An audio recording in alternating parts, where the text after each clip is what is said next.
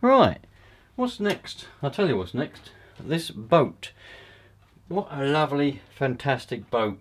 The Atlantic. It's an electric boat this time. This one's electric. It was actually given to us by a very good friend of the channel member, Mr. Keith. A while ago now, he said, look, take this for the kids to enjoy. The kids love it. Trouble is, we haven't actually gone out and enjoyed it as yet. Look, a couple of casualties occurred in the postage. This is back in the summer now. Anyway, that fell off during the postage, so I need to stick that ladder back on again. And I also found a random piece of wood flying around. So I don't know where it come from. I haven't yet found it. It's probably somewhere inside because it's bare wood. But anyway, I'll repair those. Let's see. I've never put a battery on it.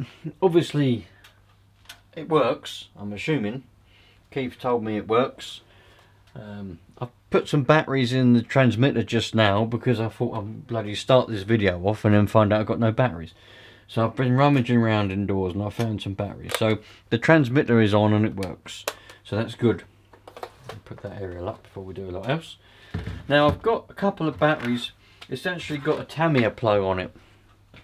So I haven't got many Tamiya plugs and I don't really fancy doing any soldering at the moment. I've got these two batteries. They're a bit dicky. This one I was supposed to be giving away with, or selling, or not selling, sorry, giving away with a T-Max that I raffled off but for the starter. But this, I didn't want to give this away. It's no good. It doesn't hold a charge enough to start up a bloody car.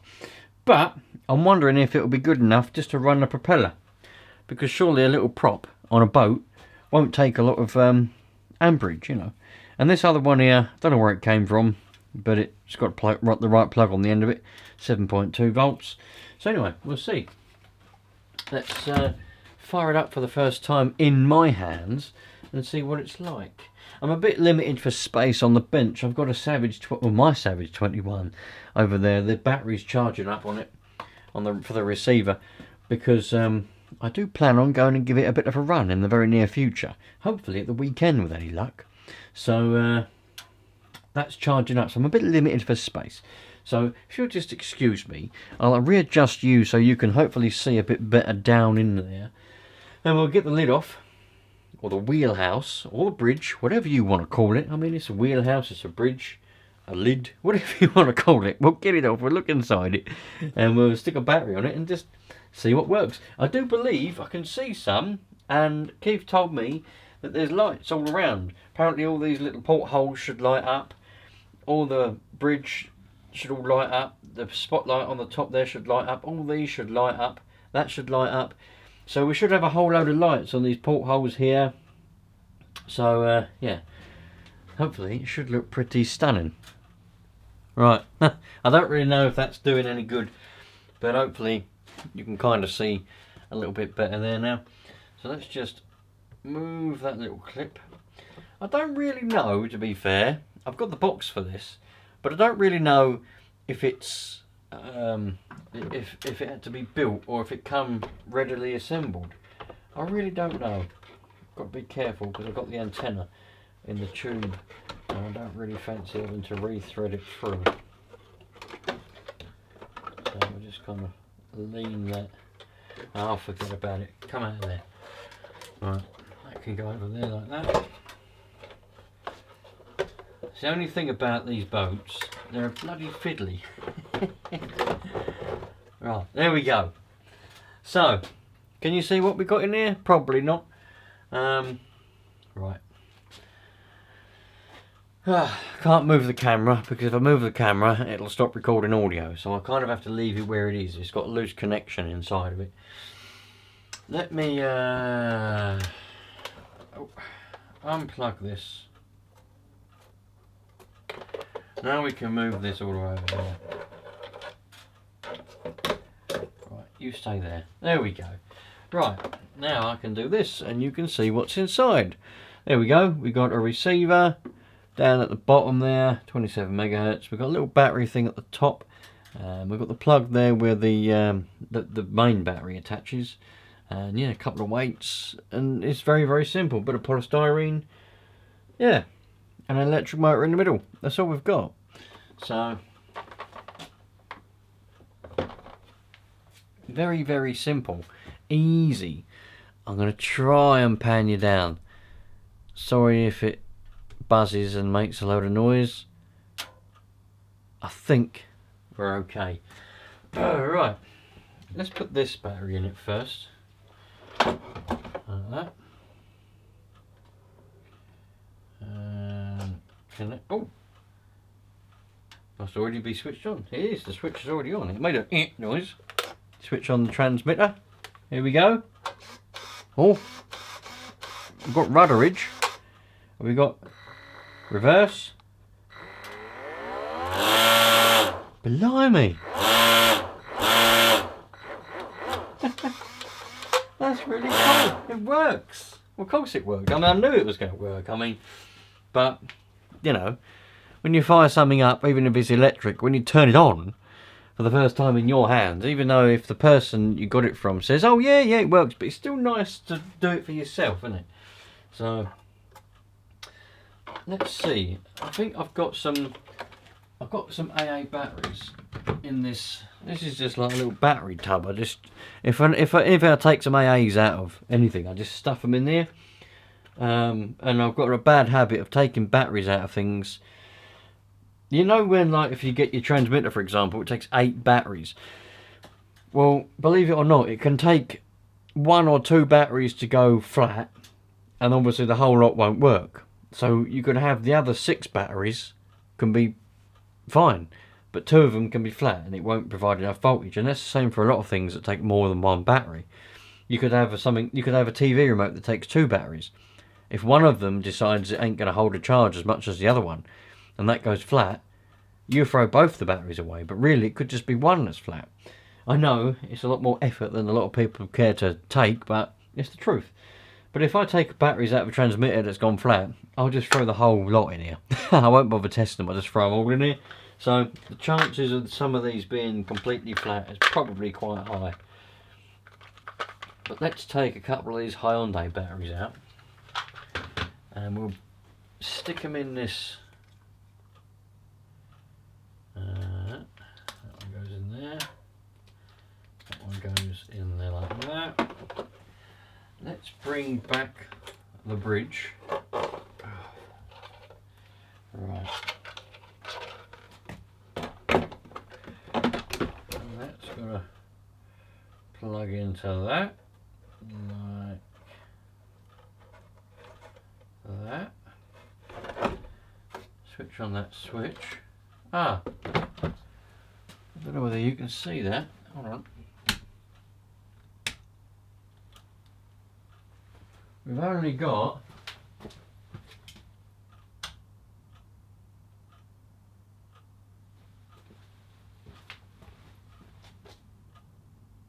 two lights for some reason.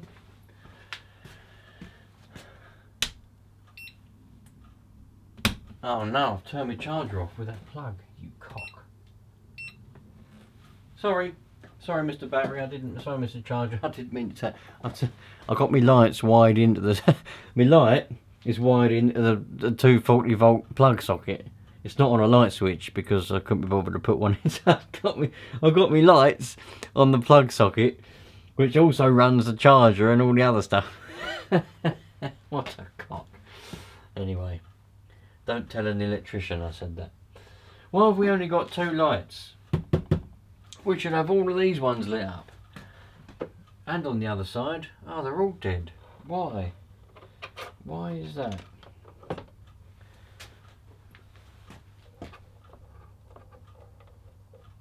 Got a loose connection or something.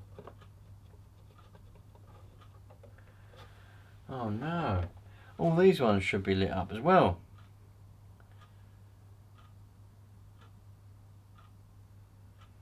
I wonder if that means maybe them batteries haven't got enough oomph in them.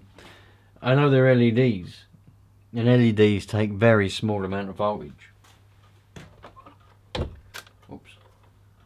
but there's only one wire, and that one wire goes into that little bit of circuit board that you probably can't see, and it runs off to that little one which runs that LED, that runs off to that one which runs that LED, and then it runs off and goes upstairs, so they should all be lit as well, and the spotlight. Alright, let's put that there for a moment.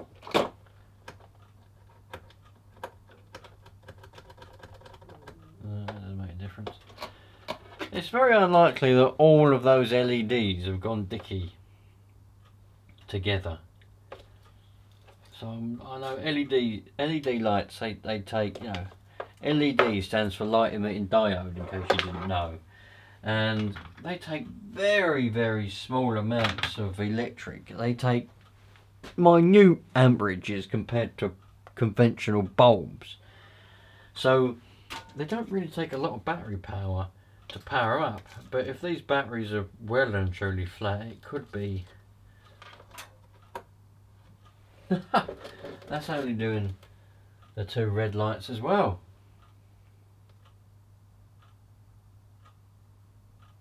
Oh man, I'm pretty gutted about that.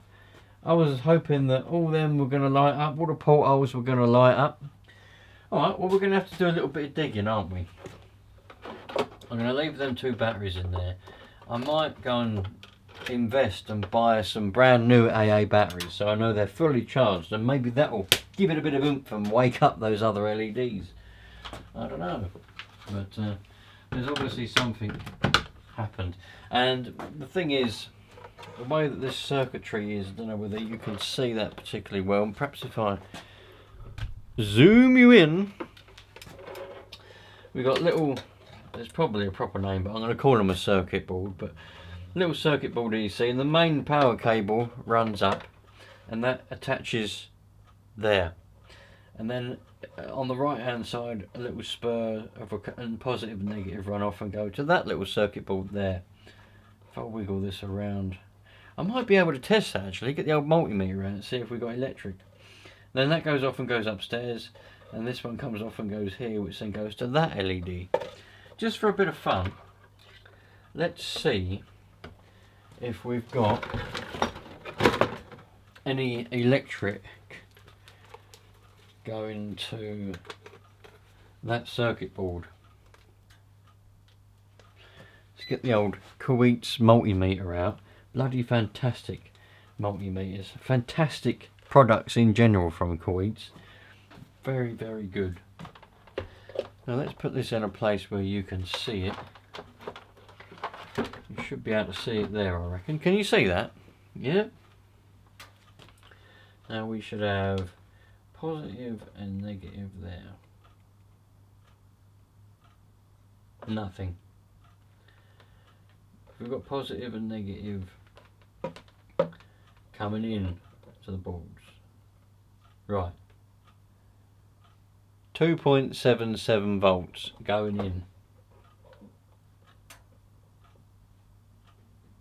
2.7 volts going up to that one. 2.7 volts at the LED board.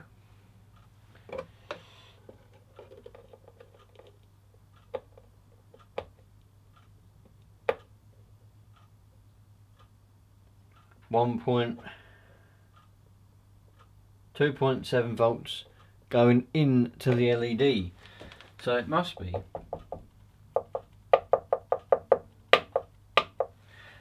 that LED on this side that's gone dicky then, because there's 2.7 volts right at those terminals there, what the LED is connected to. So that must be that. So that needs to be replaced. We've got 2.7 going to that.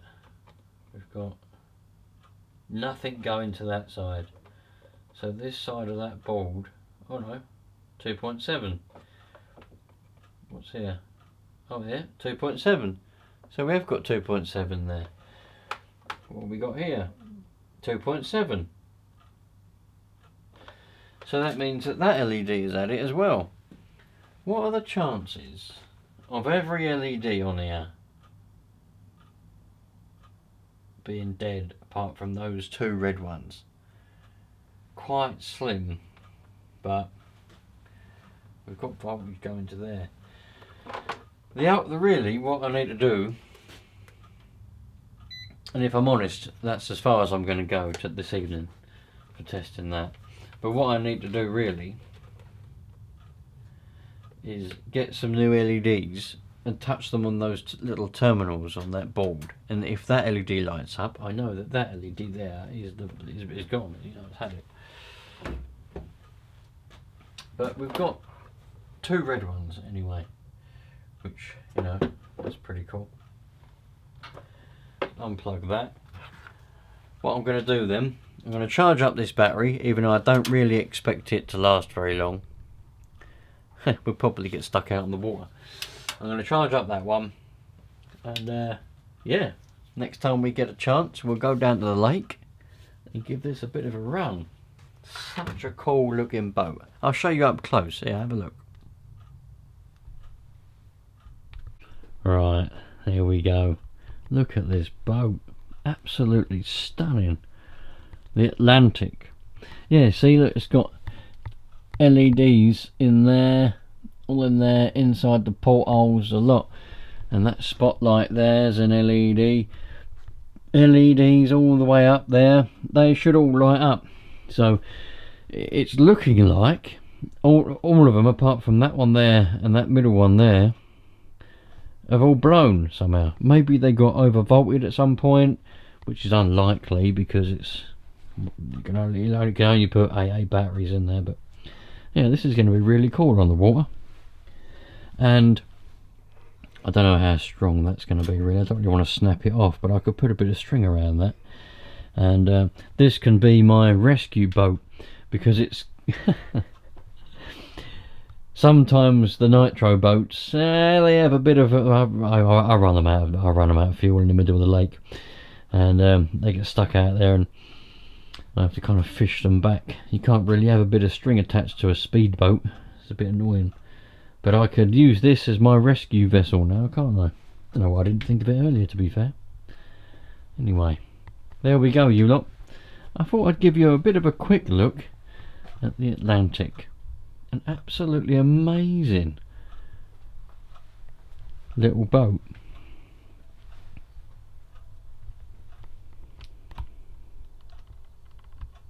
If you like RC stuff and you like Nitro stuff particularly, because that's what I specialise in. I specialise in Nitro stuff. Only now and again do we get something electric come up on here, but mainly it's Nitro and petrol. If you like Nitro stuff, think about sticking around. There's loads of it coming up, and there's already loads of it on this channel. This Savage 21 is currently the receiver battery's being charged up because it hasn't been used in quite some time, and it's going to go out in the very near future and have a bit of a blast.